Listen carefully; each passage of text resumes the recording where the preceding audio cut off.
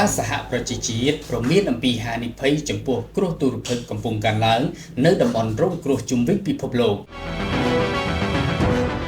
គ្រោះទុរភិក្សធ្ងន់ធ្ងរកំពុងកើនឡើងនៅតំបន់រងគ្រោះចំនួន13កន្លែងជុំវិញពិភពលោកដោយក្នុងនោះតំបន់ហ្គាហ្សាស៊ូដង់ខាងត្បូងហៃទីនិងម៉ាលីមានហានិភ័យធ្ងន់ធ្ងរនិងប្រឈមគ្រោះទុរភិក្សបើគ្មានការអន្តរាគមន៍មនុស្សធម៌ជាបន្ទាន់នេះបើយោងតាមរបាយការណ៍រួមគ្នារបស់អង្គការសហប្រជាជាតិដែលបានចេញកាលពីថ្ងៃច័ន្ទរបាយការណ៍ចំណុចរងគ្រោះនៅគ្រោះទុរភិក្សដែលរៀបចំដោយអង្គការអាហារនិងកសិកម្ម FAO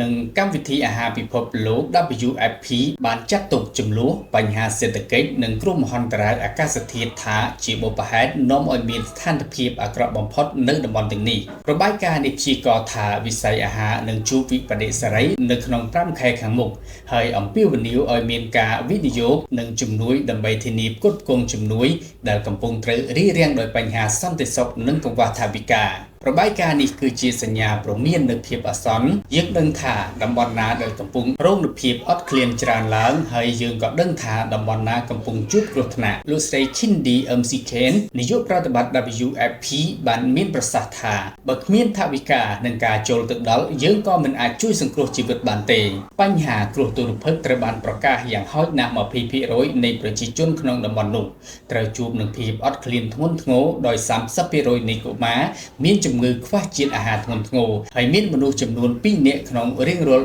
10,000 នាក់ស្លាប់ជារៀងរាល់ថ្ងៃដោយការភាពអត់ឃ្លាននិងជំងឺខ្វះជាតិអាហារ